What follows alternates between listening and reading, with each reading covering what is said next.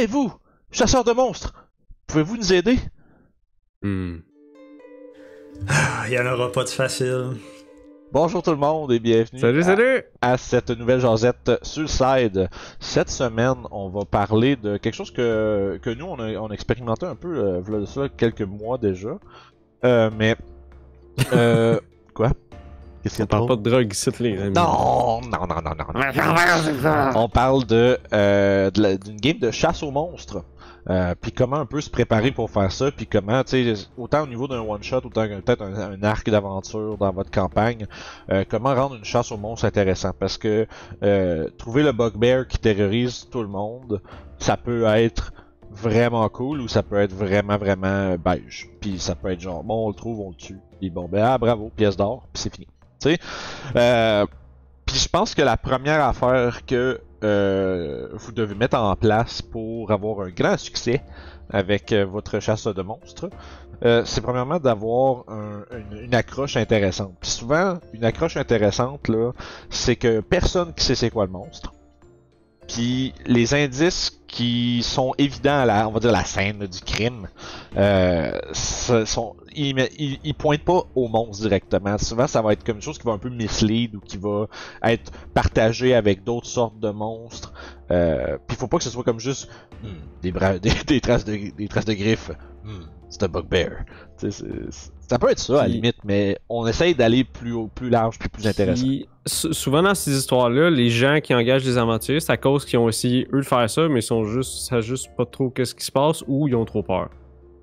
Puis des gens, tu sais, des simples paysans de Cournoye, tu sais, ils ont pas. C'est les tuer à checker, il y a pas rien que ça à faire. Non, mais ils le savent pas. Ils ont aucune idée c'est quoi. Eux autres, la majorité des gens qui vivent dans des villages, là, ils voient pas l'extérieur dans toute leur vie. Ils vivent là, puis that's it, ou presque, là, tu sais. Fait que des créatures des forêts, là, eux autres, ils voient pas ça souvent. Les aventuriers, là, un bugbear, c'est genre... Ok, c'est genre le 200e qu'on tue, let's go, mais... Mais sûrement que les gens, dépendamment où ils vivent, sont habitués de dealer avec des patentes spécifiques comme des cowboys qui viennent voler leur chèvre random des fois, là. Mais quand il y a vraiment quelque chose de différent, tu fais wow, attends un peu, telle personne est disparue, puis on a retrouvé telle affaire à terre, comme une espèce de poteau de quelque chose, puis il y avait une autre affaire, ils sont comme ouh, moi je touche pas à ça, attends un peu. Là. Fait que tu sais, le premier indice devrait toujours, dans ma tête à moi, être quelque chose de vague un peu, mais tu sais, qui pointe vers le monstre, mais pas assez directement pour que les joueurs fassent comme tout de suite, ah, c'est ça.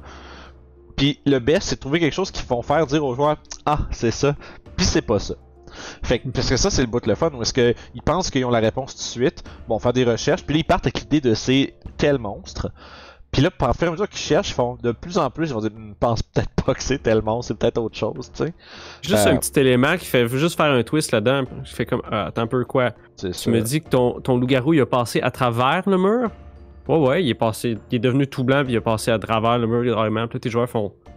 Wait. C'est un fantôme finalement, tu sais, c'est quoi là, tu sais. Parce que t'as tout le temps des joueurs qui sont des anciens DM souvent, puis tu fais juste dire une patente du monstre, fait comme voici le stat block dans sa tête. Oui, puis c'est sûr, puis c'est correct, surtout parce que plus ton monstre a une habilité unique, tu sais, ben tu sais déjà tu vois, tu sais, oh il y a des statues de pierre, tu sais, t'es comme ok bon, ben ça c'est Basilisk, Gorgon, Méduse, name it, là, tu fais la liste dans ta tête tout de suite. Fait que, si tu fais un vampire avec ça, là, whoop là. Ouais, c'est ça, whoops, tu sais, peut-être quelque chose est différent. Le truc c'est vraiment comme défier les attentes des joueurs au monstre. Puis souvent c'est, on va y revenir un peu plus tard, mais ça va être en leur donnant des caractéristiques particulières. Mais une fois qu'ils ont l'accroche. Tu sais, là, ok, bon, là, il y a telle personne qui est morte à telle place, puis il y a tels indices, nanana. Là, il faut qu'ils trouvent c'est quoi la chose. Fait que, faut qu'ils trouvent des endroits où investiguer, puis c'est là que les PNJ vont rentrer en jeu un peu. Ah, moi, j'ai vu le vieux père Richard aller rôder dans le coin. Puis, tu sais, bref, on va dire les statements, ou bref, les témoignages des PNJ autour devraient idéalement pointer vers des scènes, des endroits à investiguer ou des gens à qui parler. Fait que, tu sais, moi je pense que c'est une des grosses parties importantes de ça, parce qu'il faut que tu aies un build-up avant de te rendre au combat. Puis le build-up, c'est chercher à telle place, découvrir telle affaire, parler à telle personne. Puis chaque personne ou chaque endroit a une pièce d'information qui va te permettre de solidifier ce que tu sais sur le monstre. Puis, un truc super important, puis tu sais, ça c'est un problème de D&D+, là. C'est que les DM ont souvent l'impression, ben ils vont faire une investigation pour trouver la chose. Faites pas ça. Cachez pas des éléments cruciaux à l'aventure derrière des checks, parce que après ça, tu sais, mettons, je comprends l'idée que tu veux, oui, mais vu que ce soit un défi, il faut qu'il lance des jets, ok, mais après ça, pose-toi la question, qu'est-ce qui arrive s'il manque? Puis là, Ils sont stock.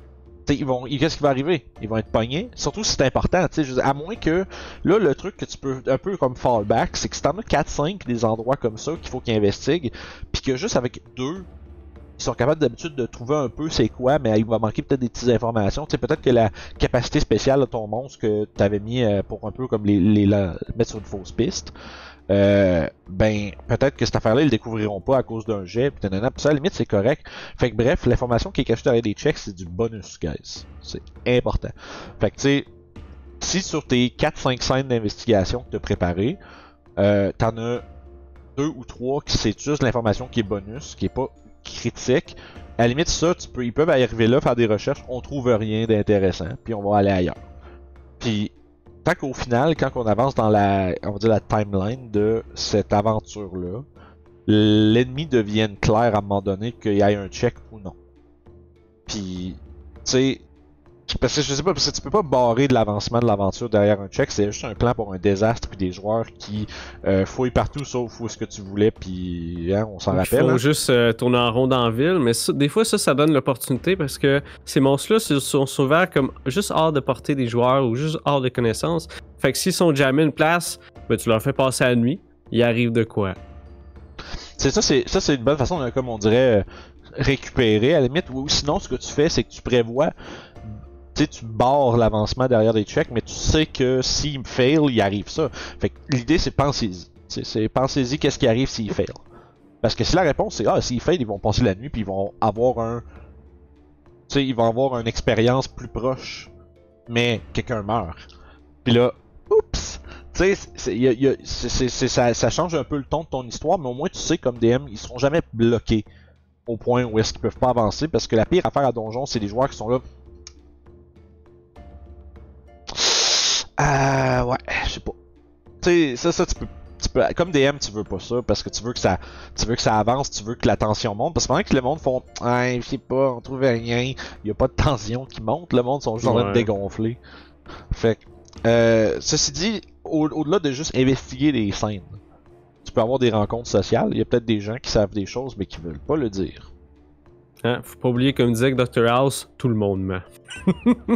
Vrai, ou des fois, il y a des gens qui mentent pour des raisons, mais qui sont peut-être pas en rapport avec ça, ou peut-être qu'ils ont juste un secret qu'ils veulent cacher, puis le fait que des gens check peuvent montrer ça, même si ça n'a pas rapport avec le monstre ou rien, là. C'est ce qu'on appelle une fausse piste. C'est ça, tu sais. Puis en fait, la fausse piste, c'est pourquoi il tu sais, surtout j'ai d'insight, il cache quelque chose. Mais il cache quelque chose d'important? Je sais pas, tu sais. Mais tu sais, encore là, il faut quand même que ça mène quelque part.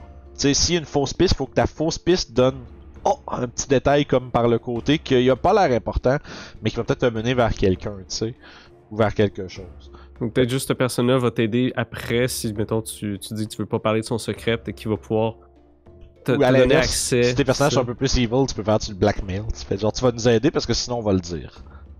Là, tu fais plus d'argent, tu sais. Ouais, c'est soit ça, ou ben sinon le gars, tu sais, il sait quelque chose de plus que... Mais bref, même principe que les scènes d'investigation, pensez à qu'est-ce qui arrive avec ça, tu sais. Pensez pourquoi vous mettez ce gars-là, pourquoi vous cachez le secret, tu sais, pourquoi est-ce que la vieille ermite veut pas dire qu'elle met genre des champignons magiques dans la soupe qu'elle nourrit aux enfants, c'est une affaire de même. Tu sais, ça a pas l'air important pour l'histoire. Mais comme maître de jeu, pensez-y, pourquoi est-ce que tu mets ce détail-là? Si ça sert à fuck all, peut-être ça vaut pas la peine de runner ça, tu sais. Parce que faut vous penser ça un peu comme un espèce de film que vous faites. Tu sais, dans les films, chaque objet qui est là ou chaque patente que tu mets de l'emphase ou de l'attention, c'est que ça a rapport quelque part dans l'histoire. Tu fais un zoom de caméra, tu sais, c'est comme si dans un film, là, ils sont en train de parler, puis là ils se tournent, puis là tu vois il y a un changement de focus, tu sais, comme tu sais, il vient out of focus, puis là tu vois un couteau. Puis après ça, on revient, puis on continue comme si de rien n'était. Puis là, on n'a jamais compris pourquoi il y a un zoom sur le couteau, tu sais. C'est le même principe. T'sais, si vous mettez l'emphase ou le zoom sur quelque chose, pis ça sert à rien, faites pas ça. Parce que là, tes joueurs vont se demander comme pourquoi? Parce que t'en as parlé. C'est ça. Fait que tu sais, pis c'est ça qui est étonnant des fois quand t'improvises un peu là, en mode d'improvisation, pas nécessairement juste pour ça, mais en mode improvisation, des fois tu mets les détails parce que tu veux un peu essayer de mettre de l'ambiance, puis l'autre tu fais tu mentionné telle chose, ça doit être important. Puis là, toi dans ta tête comme oh non. Tu peintures dans un coin. Ouais, non, la citrouille qui regardait, c'est pas ce qui. Ah non. C'est quoi? C'est quoi? C'est le call qu'on avait. C'est quoi? On parlait d'un NPC là. Pis, ah oui, c'est vrai. Puis là, tu disais, ah ben, tu sais, il faisait de la couture. Puis on faisait comme, la couture, vous dites. Là, ah merde. Fait que là, ben, on va aller checker chez eux. Là, t'es comme, fuck, qu'est-ce que je mets chez eux? Allez l'écouter, je pense que c'est l'épisode. Je pense que c'est l'épisode 66 des Vagabonds. Un bel exemple de quoi pas faire. Ouais. Dire trop de détails qui sont pas importants juste pour comme mettre de la vie. Puis finalement ça mène à rien. Là, hey, c'est quoi ces posters? Nous on pensait parce que là on avait un dude qui fait de la couture, on a un dude qui fait des bijoux, on est comme attends un peu, on cherche un culte, fait que là ils ont des robes, puis là ils ont des bagues spéciales. Écoute. Et puis il fait du jardinage, puis il coupe du bois, pis c'est ça, là. Écoute, tu sais, des fois tu veux juste mettre un peu de vie dans un détail anodin, puis là tu te rends compte que ça a passé pour un indice pour les joueurs, fait que faites attention à comment vous présentez vos choses, ça peut vraiment être... Pour ça, je vous parlais de fausses pistes tantôt, là. Évitez les fausses pistes, parce que ça va juste... Il faut qu'elle soit bien faite, puis il faut... Faut que ta fausse piste t'amène à quelque chose que tu t'attendais pas. Ou que ça fait juste perdre du temps à tes joueurs si c'est un timeline en arrière, qu'il y a des choses qui bougent. C'est ça, mais il faut que quelque chose arrive, faut qu'il y ait un contre-coup à ça, t'sais, parce que si ça fait juste, on arrive pis ah ben y'a rien, pis ah ok on s'est trompé. Des fois les focus c'est bon pour juste refaire, les fausses pistes c'est bon pour refaire le focus à tes joueurs, pour qu'ils se disent votre cas Anakin, pas le temps de niaiser. Là. Yeah. Fait que tu sais c'est... non c'est ça, fait que bref c'est de tout... Pis ça, c'est une autre affaire. T'sais, si vous avez préparé 4-5-6 scènes d'investigation, vous pouvez gager, vous pouvez décider après la 4e chose qu'ils checkent, parce qu'ils vont choisir où ils vont. Et après, ils n'auront pas le temps de tout checker. Parce que là, ils arrivent avec la 4e, puis là, oh, quelqu'un se fait slasher. Puis là, oups, on a une nouvelle scène de crime, puis là, les gens, puis là, peut-être que les villageois font comme vous êtes censés nous aider! Puis là, genre, les joueurs ressentent un peu le heat de fuck, là, faut qu'on aille trouver la patente. Fait que, tu sais, ça peut être une façon un peu c'est ça, de venir un peu stresser tes joueurs. Puis une autre affaire importante, une fois qu'ils ont recueilli cette information-là, les joueurs, là, il faut qu'il y ait, je pense, l'occasion de se préparer. Tu sais, tu peux jouer la ligne, comme c'est ça qui est drôle, parce que le monstre, il va agir ou il va slasher quelqu'un quand tu vas vouloir que les joueurs aient le feeling d'urgence. Mais il faut quand même que, préparons-nous quand même comme il faut. Puis là, faut pas que tu punisses leur préparation. Faut pas que tu fasses comme vous avez voulu vous préparer, c'est quand un autre villageois meurt, puis tout le monde est fâché. Ou tu le fais, ça dépend c'est comment. T'sais, si tu veux faire ce sentiment de. C'est un dick. Oui, parce que le but de cette aventure-là, c'est de donner l'information aux joueurs qui se préparent comme ils pensent qu'ils ont besoin de se préparer pour aller se battre contre la patente. L'idée, c'est que l'occasion de se préparer, ça donne aussi l'occasion pour eux de se tromper. Puis de prendre les mauvais spells parce qu'ils pensent qu'ils sont contre une telle affaire, ils ont mal identifié le threat ou ils ont mal identifié la patente. Ou ils ont juste pogné du miac. Ouais. Puis c'est la chasse au monde. Qu'est-ce que tu fais si, à D&D surtout, là, tu fais beaucoup de jeux de nature, arcane, des choses comme ça, pour identifier les traits du monstre. À quel point est-ce que tu divulges l'information en ce temps-là? T'en penses? Moi, je te dirais ça a rapport avec les traces physiques qu'ils trouvent. Ouais. Ça, mettons que t'arrives à une place puis tu vois de la végétation qui a comme été mangée un petit peu ou effritée. Tu peux faire un jet de nature puis tu fais tu te rends compte qu'on dirait que c'est une sorte d'acide qui a mangé ça. Ouais, c'est ça. Ils font c'est un acide, je vais me préparer contre ça. C'est ça, il y a un élément d'acide dans la patente. C'est ça, tu sprinkles des petits détails de qu'est-ce que le monstre fait. Entre autres, justement, comme tu dis, si le monstre a un type de dégâts particulier, tu peux leur laisser savoir, ils vont pouvoir avoir des options contre ça peut-être. Parce qu'ultimement, le monstre, quand il va faire ses actes, il va laisser des marques spécifiques par rapport à son mode d'attaque, parce que, il attaque. C'est ça, puis tu sais, si tu fais que, si les attaques de ton monstre, ou les indices que tu laisses, c'est que le monstre attaque exclusivement de nuit, Peut-être que le monstre est sensible au soleil. C'est tout des affaires comme des petits trucs, mais je me dis, tu sais, des fois tes joueurs, comment je dirais, en tant que joueur, des fois tu t'accroches sur les mauvaises choses. Comment, comme DM, tu peux donner la chance au personnage de le savoir, tu sais. Là, c'est là que tu fais des jets peut-être, mais tu sais, faut pas que tu donnes trop d'infos, mais en même temps, je trouve que c'est pas juste de pas les laisser lancer un jet, parce que c'est les connaissances du personnage. Il y a personne entre toi pis moi pis les gens à la maison qui ont 18 d'intelligence game. Fait que tu sais, c'est... Ouais, juste vise, là. Arrêtez ça. Non, je te dirais, c'est une bonne façon de faire quand ton joueur part dans une pensée qui est erronée, mais que son personnage avec ses connaissances, aurait été. Tu fais faire un jet qui est relatif à ça. Tu peux faire un jet en secret aussi, si tu veux. Ouais, tu peux faire ça. Tu peux faire un jet d'arcane. Parce que si tu fais à ton joueur, lance un jet d'arcane, puis genre 4, puis il fait OK. Là, tu fais OK. Là, il va juste faire, mais pourquoi? Ouais, c'est ça. Fait que tu sais, ou tu sais, moi je le fais faire pareil aux joueurs, puis c'est pas grave là. C'est pas la fin du monde, mais si comme joueur vous voulez vraiment préserver préserver l'impression qu'ils sont sur la bonne track, tu sais, pis ils pensent de quoi, tu fais ok, puis toi tu réponds pas, tu te fais lancer un petit dé, tu regardes, même à la limite, moi je le ferais même pas, sinon faut que tu fasses, c'est quoi ton modificateur d'arcane? Ben au pire lance un des 20 flat, pis tu sais, plus c'est haut, plus il y a de chance, plus il se rend compte que peut-être que c'est pas la bonne piste. Mais c'est une bonne façon de faire pour le vrai, je trouve. C'est des fois. Parce que tu sais, souvent les mondes font comme. Les gens pensent souvent, tu sais, j'ai besoin de son modificateur. Fais un des 20, pas de bonus, ce style, tu sais. Dis-toi que 14 et plus, il se rend compte que c'est cause des off, s'il pogne 20. Si tu roules un 20, mais le gars il fait non, attends, puis là il y a un éclair de génie, puis tu lui donnes la réponse. Tu sais. Ça donne l'opportunité de corriger la trace, puis pas juste genre envoyer tes joueurs penser qu'ils se battent contre un cube gélatineux, puis finalement ils se battent contre une gargouille, tu sais, c'est comme pas du tout la même chose. Une gargouille acide! Une gargouille gélatineuse. Fuck! Volez pas ça, mes gars, Alice. Non, faut le prendre. Une gargouille gélatineuse, ça serait cool, pareil. Le gars, c'est dans les frigères de tout le monde, juste. Fait que, bref, une occasion de se préparer, c'est important. Puis là, finalement, le bout que vous attendiez tous, le combat. Quand il vient le temps de se battre contre la créature, c'est important, je pense, que celle-ci soit... Tu sais, faut aller la chercher dans son lair.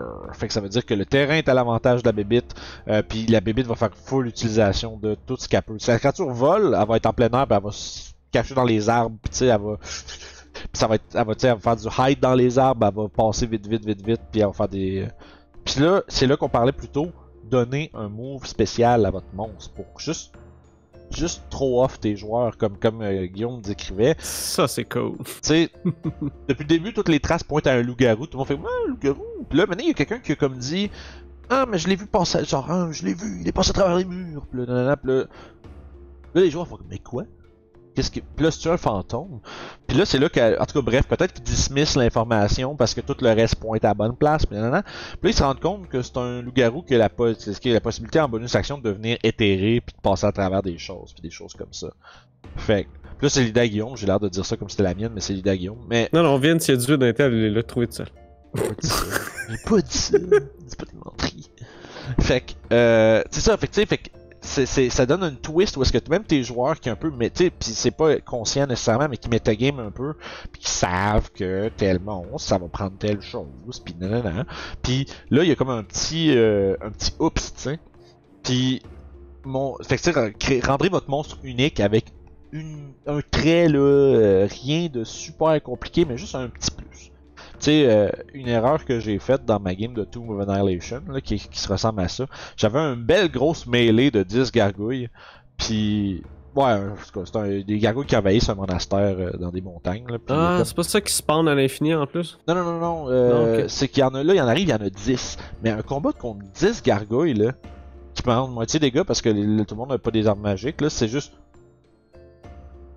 c'est swing pendant comme 22 rounds puis à Mani il gagne. Les joueurs ont aimé ça pareil, mais après coup je me suis dit j'aurais juste dû faire qu'il y en a comme 2-3 là, ils ont un gem dans le front puis ils crachent des lasers man. Pis ça aurait été malade. C'est juste, c'est rien ça.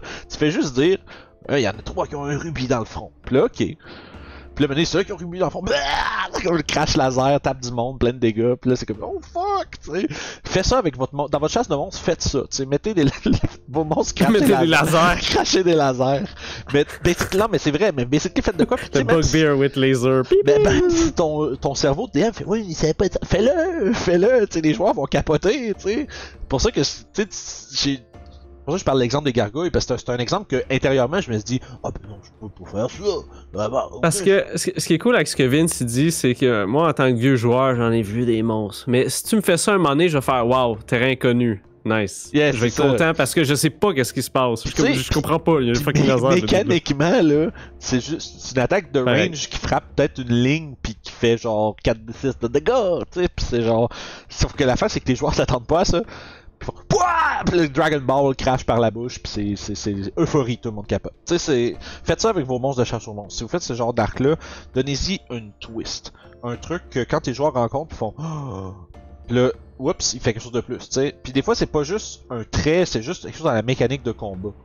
Peut-être que tu vas rentrer tu sais, comme ça peut être le terrain, tu sais, si votre monstre c'est un dragon vert qui est dans son antre, il y a probablement plein de tunnels avec de l'eau dedans, puis qui plonge dans un trou, puis il ressort ailleurs, puis les joueurs s'en rendent pas compte, puis le dragon est rendu certainement derrière eux autres, tu sais. Puis ta mécanique, c'est juste, en une action, il plonge dans un trou, puis il ressort par un autre. Peu importe la distance, doesn't matter, tu fais juste dire, il fait ça, puis ça se fait, puis c'est tout. Puis c'est un truc de plus que ton monstre a que tes joueurs s'attendent pas, puis il y a pas un joueur qui va pas être content d'être surpris. Impossible. Fait que ça, c'est dit. Je sais pas s'il y a des gens à la maison qui ont déjà fait des chasses aux monstres, puis que tu sais, avec tout ce qu'on parle... Non, mais on parle à donjon, là, pas dans la vraie vie. Ouais, c'est ça. J'ai cherché un Christ, un gros lièvre, tabarnak, qui faisait 45 livres. Mais salut Mélo qui chasse la dinde en ce moment. Je suis sûr qu'il va être bien content que je shout-out sa chasse de dinde. Bref, en tout une cas, grosse dinde noire. Je te parlerai de quelque chose après, ça va être drôle. Sure. Les gens à la maison, si vous avez fait des chasses aux monstres, est-ce qu'il y a n'importe quel des trucs qu'on a dit aujourd'hui que vous avez appliqué? Si oui, comment vous avez fait? Puis aussi, tiens, il y en a un autre monstre en arrière. Là. Mais, puis, bref, quel genre de monstre? Est-ce qu'il y a quelque chose qu'on n'a pas dit que vous pensez qui est important dans une chasse aux monstres? Est-ce qu'il y a quelque chose qu'on a dit que vous êtes juste pas d'accord? Laissez-nous savoir dans les commentaires en bas. Ça nous ferait plaisir de vous lire comme à l'habitude. Sinon, j'imagine... venez nous voir hein, sur Facebook, Discord, Patreon si vous avez quelques pièces d'or à nous donner. On a plein de trucs en échange, des aides de jeu, des épisodes en avance, puis ouais. des scénarios aussi très intéressants créés par moi. Oui. Ça, chaque 2 mois, on a une belle aventure écrite par Guillaume, mise en page, tout. C'est vraiment nice, c'est full beau, puis le reste du temps, moi je mets des maps, des bestiaires, des trucs. On vient de sortir un paquet de trucs pour le mois d'avril, c'est le fun. Fait que allez voir ça d'un coup que ça vous intéresse. Autrement. Mois d'avril, ok, ouais. Ouais, je parle de moi ce que j'ai fait. Okay, mais bref, ouais. nouvelle aventure qui vient de sortir sur le Patreon, allez voir ça. N'oubliez pas de vous abonner. Puis sur ce, je pense que ce sera à une prochaine jasette, prochaine aventure les amis, on s'en repogne. Bye bye! Salut.